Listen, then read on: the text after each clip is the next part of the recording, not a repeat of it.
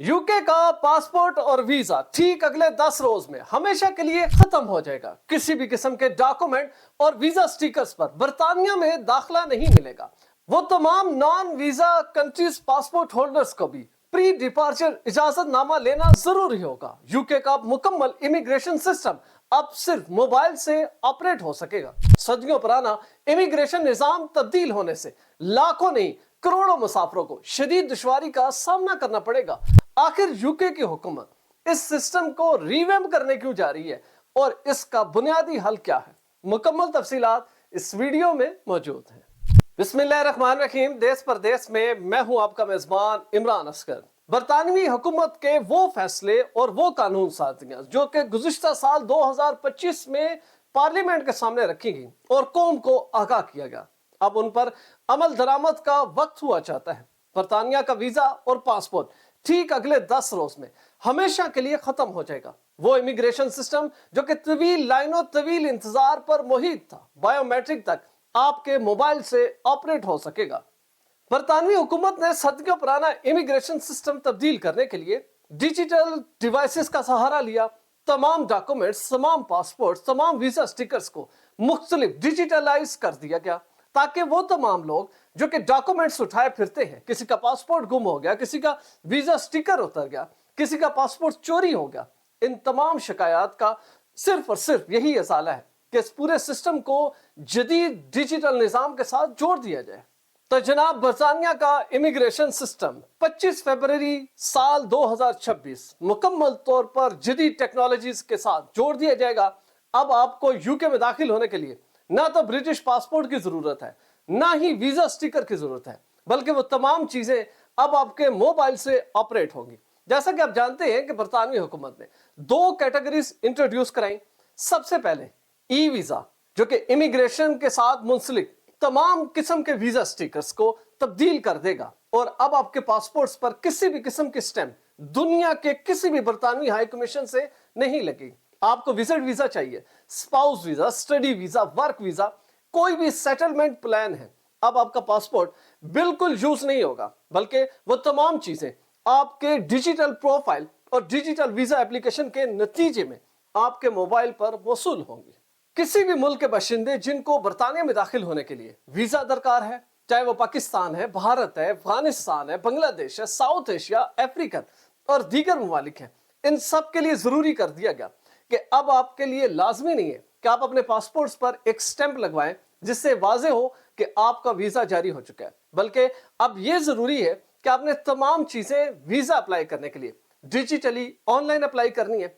अपने मोबाइल से करें, लैपटॉप से करें, टैब से करें, अपने पीसी से करें, किसी के लिए करें या किसी से करवाएं, ये तमाम सहूलियात अब आपके लिए घर बैठे हासिल कर सकेंगे।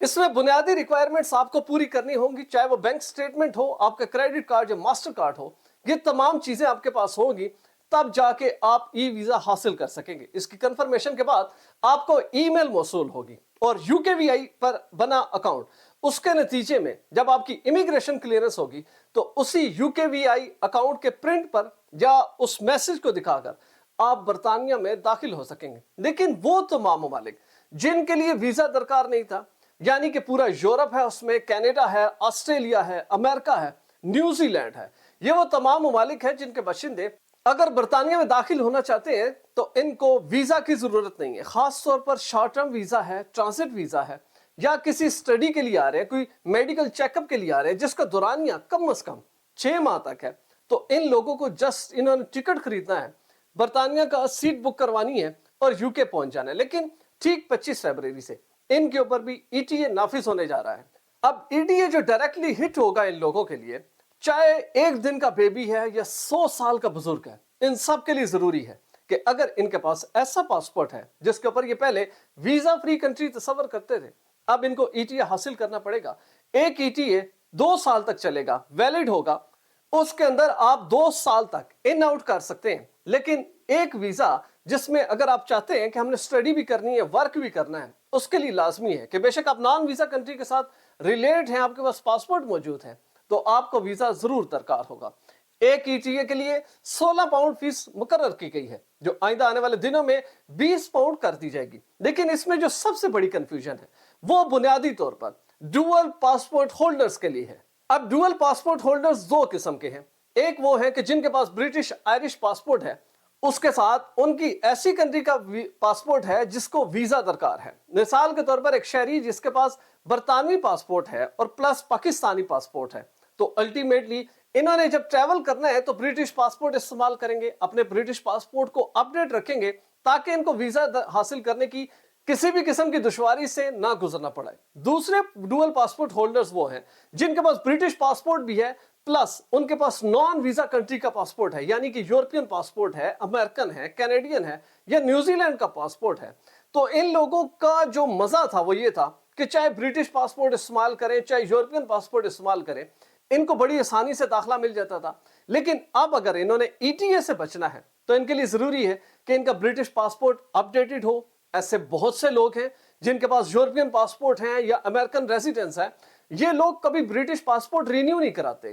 कई ऐसे अफराद हैं जिन्होंने 20-20 साल से अपना ब्रिटिश पासपोर्ट रिन्यू नहीं कराया क्योंकि उनको मालूम है कि उनके लिए बरतानिया में दाखिल होना इंतहाई आसान अमल है। लेकिन अब ये नहीं होगा। अब इन्होंने अगर ब्रिटिश पासपोर्ट रिन्यू नहीं कराना तो इनके लिए जरूरी है कि ये ईटीए हासिल करेंगे, और ईटीए की दुश्वारी और तगोदों से निकलने के लिए इनके लिए जरूरी है कि अपना ब्रिटिश पासपोर्ट रिन्यू करा लें।